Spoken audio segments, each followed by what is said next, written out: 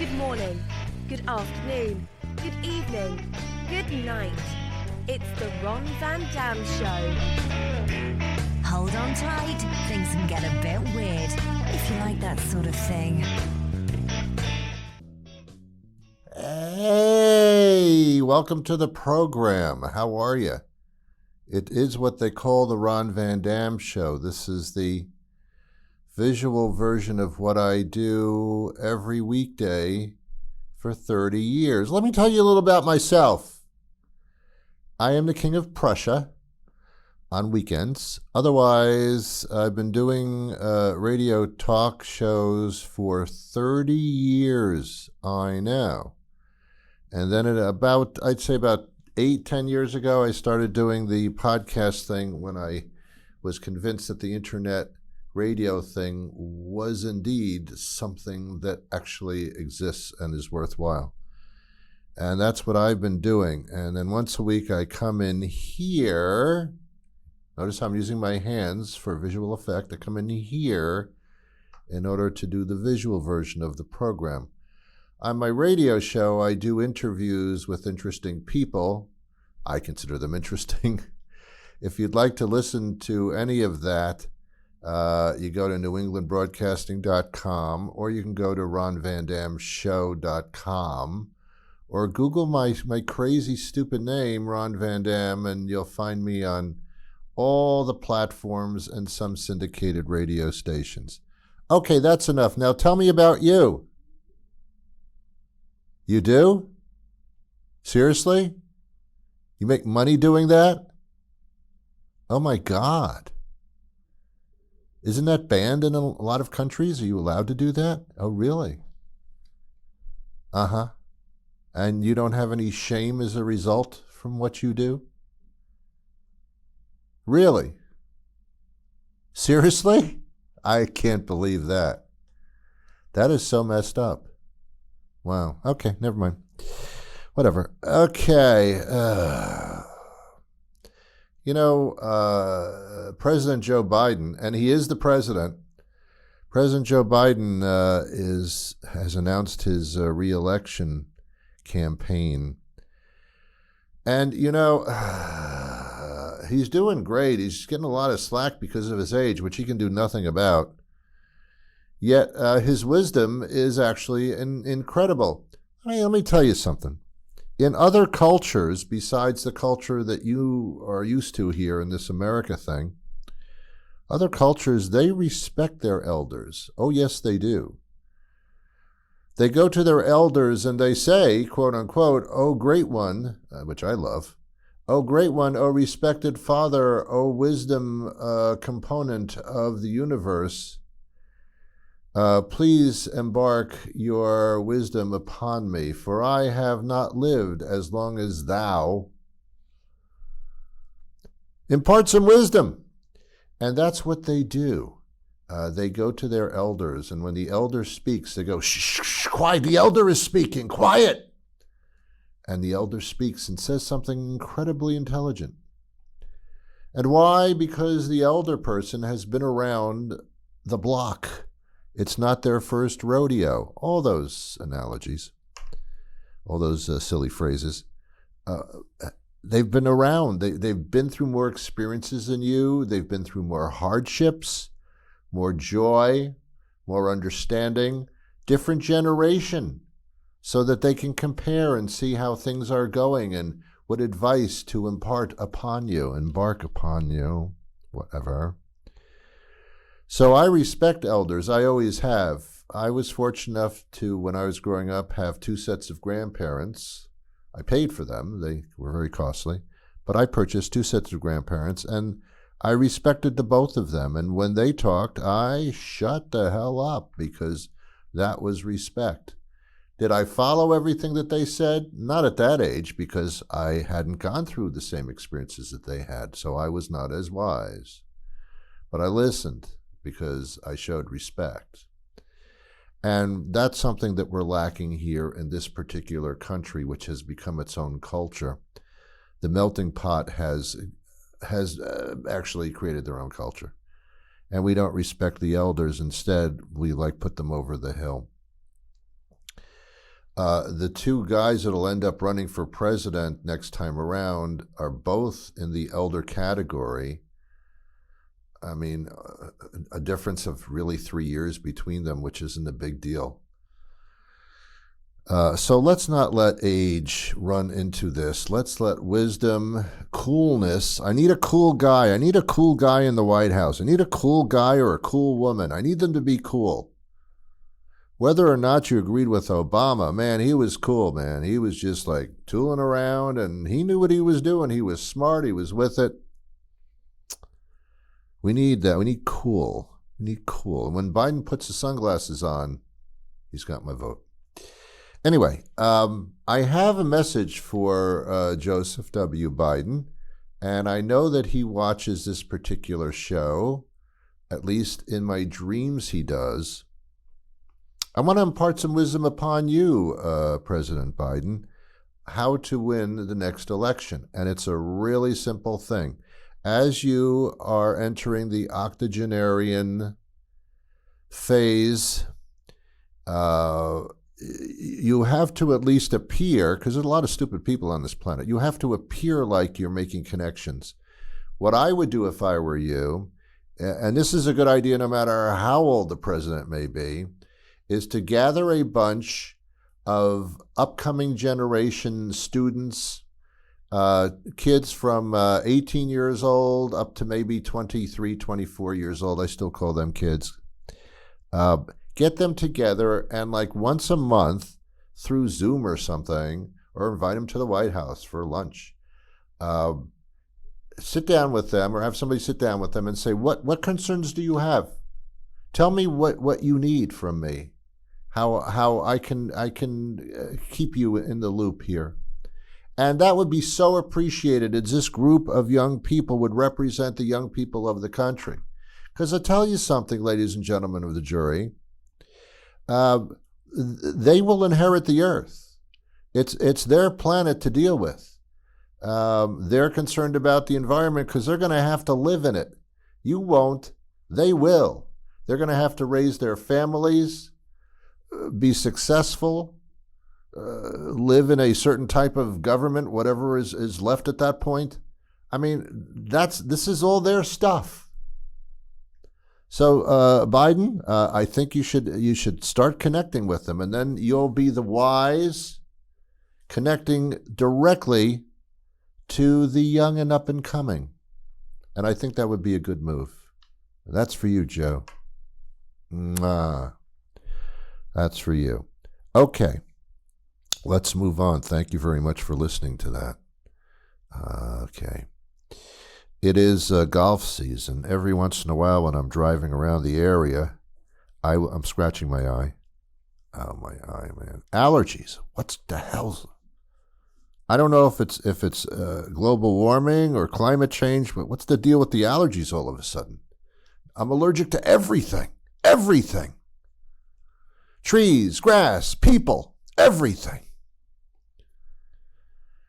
Anyway, I'm driving around and I'm starting to see these grown men and women playing golf. And when I drive by a golf course, they're always beautiful. They're, because they have the sprinkler systems on. Our lawns, they go to hell. They brown out because you can't water the lawn all the time. And that's probably going to happen again this year. Golf courses, just screw you. I'm watering the lawn. Because they have to look green, because you got to attract people. But I laugh at that because golf is I play golf every once in a while, but I don't really. Do you know what I'm saying? Because golf is a culture. It's not a game. It's a culture. It's people that have formed this club. It's called a golf club, and that's actually what they play with. They play with golf clubs, and it's called a golf club. There's this feeling of, it's a club. You have to join. Otherwise, get the hell out of my face. It's a club. But I scoff at them, and I'll tell you why. And by the way, if you play golf, I'm not making fun of you. I'm doing a comedy routine, okay? Okay? Lighten up. But the golf clothes have to change a little bit. They are a little bit laughable. These are grown men wearing pastel-colored pants. Not a good idea, no matter what you're doing. Pastel pants, striped pastel pants, checkered pastel pants. What is this, a circus? And then you're wearing these polo shirts that basically are designed for 14-year-old children. It's just, you just look odd to me. And your pants are starting to creep up toward your bosoms, toward your breasts. Men, the pants are starting to creep up a little too high, and that gets a little funky as well. Women dress better by nature anyway, but you're still looking very clubbish. You know, you're looking a little snobbish, snottish kind of stuff. The clothes are out of control on the golf course. When I play golf, I don't dress like that, and I'm getting stares. Maybe it's the ponytail. I don't know, but I get stared at when I'm playing golf. Maybe I'm too tall to play golf. I really don't know. Maybe I look like I shouldn't be there. That's probably it. The odd thing about golf with the clothes is that you have the Masters. That's the Masters. That's the Super Bowl of golf. And the Masters is crazy because when you win the Masters, you're presented and have to actually put on a green jacket. Who wears a green jacket? The people that wear pastel pants. Did you ever go to a men's clothier, if you're a man, and say, those are very, very nice suits. Do you have it in a green? Green? What are you talking about? I'm a golfer. Oh, okay. Yeah, the golfers, the winners of the Master, the winner of the Master has to put on a green jacket immediately. They dress you. I mean, congratulations, you won the tournament. We're going to dress you now. We're going to put on some clothing that'll make you look even more ridiculous than you did before I put the jacket on you. And what if a large, overweight man wins the Masters? You know, and they didn't expect that, and it's time to put the green jacket on the guy that won the Masters, and the club's going, oh my God, we don't have a jacket for him, we don't have one that fits him. Oh my God, what are we gonna do? Or maybe there's a jockey that's playing the tournament, and the jockey wins the golf tournament, and the jockey only weighs like 110 pounds. We don't have a jacket for him. He wasn't supposed to win. It's a strange, strange deal.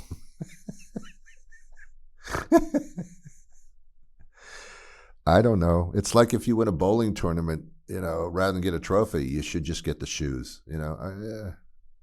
Here's some shoes because it's bowling. The green jacket, that's not good. That's not good.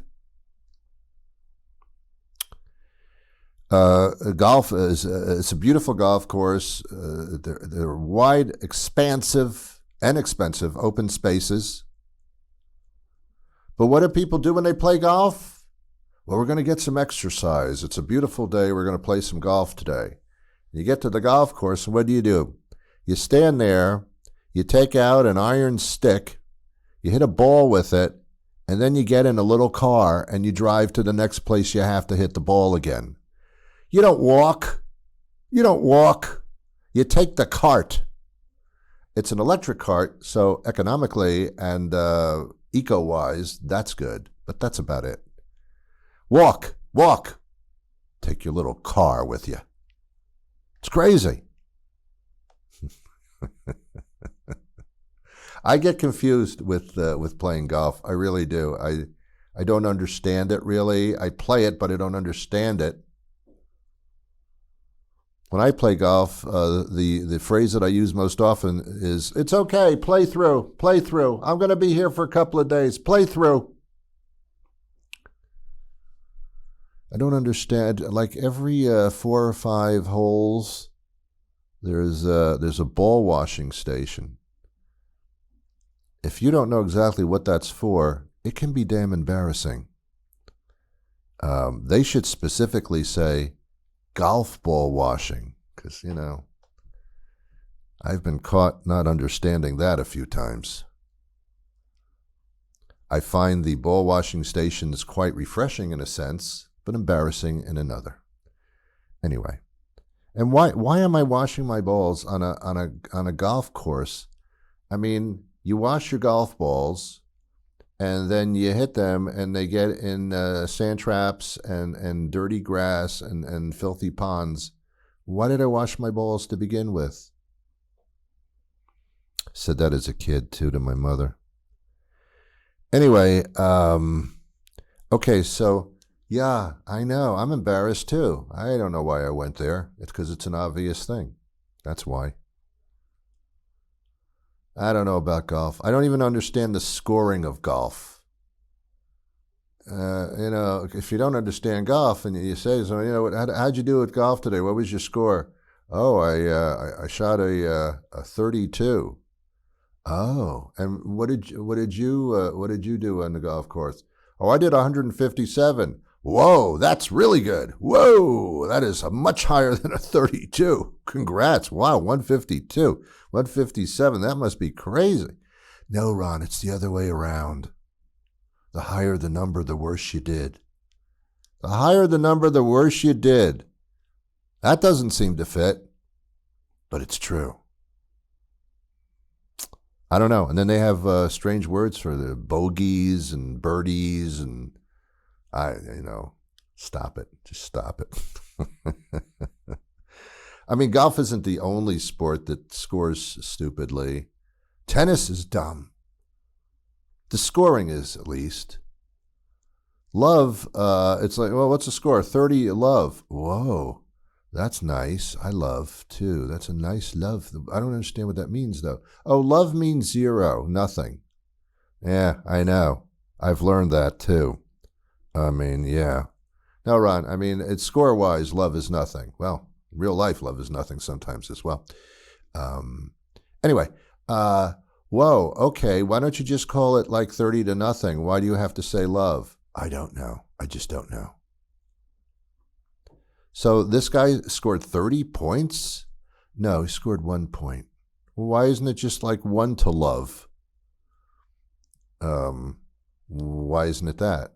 No, actually it's 2. If it goes 15, 30, 45. Why? Why can't it be 1, 2, 3? I don't know. Anyway, that's tennis. That's tennis and probably pickle. I've never played pickleball. I know what it is, but I refuse to be seen doing it. Anyway, pickle juice. I'm familiar with pickle juice. Golf is also strange the way that you warn people that you're playing golf. If I hit a ball and it was out of control and it was about to hit another golfer down the field, my natural reaction for what I would shout would be, "Hey, watch out!" Watch out would be what I would say. But on a golf course, you don't yell watch out when a ball is sailing toward a guy's head. You yell 4. Is that a code? Does the guy have to go 4? Let me look that up. What does that mean? Is 4 is, do I have, are the list of, where's the list of warnings? What is 4? It's a,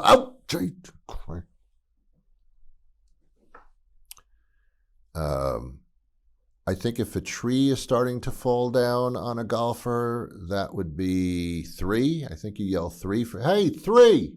3, that would be a tree falling on me. Oh my God. 4, I don't know where that came from. Hey, 4. Oh. Hey, you're right. I don't understand that at all. Anyway, we're going to take a short commercial break. When we come back, I will continue talking. That's a threat. Everyone's doing a chicken sandwich these days, but nobody does it quite like Burger Guy. Introducing Burger Guy's new all-beef chicken sandwich. It starts with 3 of our signature paper-thin patties and a hearty helping of our something-like cheese sauce on a delicious day-old bun. So what makes it a chicken sandwich? Well, every Burger Guy all-beef chicken sandwich is topped with a crispy Cajun spice free-range chicken beak. It's the tastiest part of the chicken. Science tells us so. The new all-beef chicken sandwich. Available for a limited time, only at Burger Guy. The Burger Guy all-beef chicken sandwich is available as a meal combo with the Burger Guy metric ton of fries and keg of soda. The Burger Guy all-beef chicken sandwich contains less than 2% chicken by weight and should not be confused with a chicken sandwich containing more than 2% chicken. Consult your physician before eating anything at Burger Guy, ever. Okay, welcome back. Am I using my hands enough for television? Otherwise, what's the point? I mean, am I using my hands enough? I'm not Italian, although I did do that Ancestry.com or 123Go, I don't know what it's called. They check your background and to tell you where you came from, in a way. And I am not Italian. I think I'm like 5% Italian, and I'm a little bit of every. I'm a little country. I'm a little rock and roll. I'm everything. I'm a little. I'm from Venus and Mars a little bit. Venus like 10%, Mars like 2%. Mother like 99%. Figured that out. I'm getting emails now and updates about my ancestry. I guess it changes a lot. I started out as 5% Italian, went down to 4%. Now it's a good week. I'm up to 8% Italian. Who knows what's going to happen next week as they fumble with my ancestry. I don't understand that. I don't know why you get an update on something that you checked it out, and this is, you took the test tube and I spit into a cup for you, and now you're telling me that my background is changing as we speak. I don't, like, what did I do? Is it every time I go to the bathroom it changes my background? What is that? What is that? What is that? Bed Bath & Beyond. Out of business. OOB. I've been criticizing Bed Bath & Beyond for many, many years, and I guess I went a little too far, and I apologize for that. I don't know if that was the reason that you're closing. You're closing your stores all across the country, and I feel responsible because I kidded you every once in a while. But seriously, you were really kiddable. I mean, no one goes into your store unless they have a 20% off coupon. Otherwise, they look really stupid. I get the bed and the bath, and then you just said the hell of it, just beyond. I'm just bed, bath, and everything else. And the name of your store just kind of bothered me. And no matter what you did, when I walked in the store, I couldn't find what I wanted for some reason. You carry everything except for the things I seem to want. I don't understand how that's possible. But that's what happened. And I'm sorry about that. They were attractive stores, kind of fun to walk through, although I guess you always left with nothing. I mean, if I needed a garbage can, I don't think I'd go to Bed Bath & Beyond. I think I'd go to Walmart. I mean, I'm just saying. That's all I'm saying. So I'm sorry. I'm sorry about that. Nice people in there, though. Nice staff always at Bed Bath and also Beyond. A lot of brides had their gift registry at Bed Bath & Beyond. I never understood a gift registry. You're getting married, people are bringing you gifts, and you tell them, this is what you must bring me. I don't understand that at all. It's a gift. I'll give you what the hell I want. Don't tell me what to get you. You're already acting like marriage crazy. I'll get you what I want. How about just a check? Oh, that's right. You don't do checks, do you? You're not the generation of checks. What do you want from me then? What do you want? Now that you can't register at Bed Bath & Beyond, where are you going to register now? It's a problem for you. The fact that you're getting married at all is a problem. It's not a problem. Marriage is a wonderful thing, actually. It's your life partner. It's someone to be with through your life. You don't have to marry them necessarily, but a close friend or a friend with benefits, whatever, or marriage, whatever. Someone you live with, you don't live with. I don't know. You floss, you don't floss. I have no idea. But it's nice to share some stuff. But you know what living entity shares the most with you? An animal. An animal. We try to figure out human beings all the time. We can't get along with them. We have arguments. We get angry. We thrust our anger upon the ones that are closest to us. We get frustrated. We get confused. But with animals, it's just so simple. They show you love. They have to. They can't do stuff by themselves. They want food. They can't go to the closet and get it out themselves. They have to rely upon you. And they do. And that bond is amazing. It's an amazing bond. Whether it be a dog or a cat or a hamster or a gerbil. That bond is incredible. And we should appreciate that. We should appreciate everything. Anyway, I'm getting a little too deep, and we're almost out of time anyway. Some of my favorite television shows are going off the air as well. For decades and decades, I used to watch a show on television called Whose Line Is It Anyway? It's an improvisational group.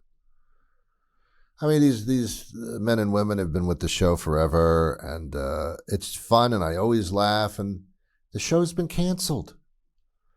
It's been in syndication on the CW. I still don't know what that means, what that stands for, and I don't think I'm supposed to know. Anyway, they canceled the show. This will be the last year of it. I guess you can watch it in reruns somewhere, but man, you know, what are you doing? Why are you canceling? You know who got canceled? Oh my God. Oh my God. You know who got canceled? Dr. Phil. Dr. Phil got canceled. This will be his last year doing Dr. Phil. Thank you. Finally. Thank you. Dr. Phil, in a statement, said that he's moving on to do other things. The syndication network said, we've canceled Dr. Phil because his ratings have been so bad. They're constantly going downhill. He keeps trying to recreate his show, and it gets worse. I didn't like Dr. Phil because he's one of those egotistical, I'm better than you, I know everything, you know nothing kind of guys. He spends most of his time telling us that he's the best person in the world and only he can take care of this stuff and nobody can do it like he can. Oh yeah? Bye-bye. Bye-bye. Don't let the door hit you on the way out in that area of the behind that we talk about frequently. Sorry, Phil. Sorry. You have a lovely family. You've given them all jobs through the years and their own companies. You're a nice man. You take care of your family with your money. But Phil, you started doing like infomercials in your show for the past year or two, and that's annoying too. So, Dr. Phil, it's not that I don't like you. It's just that, bye-bye, baby. Okay, we're out of time.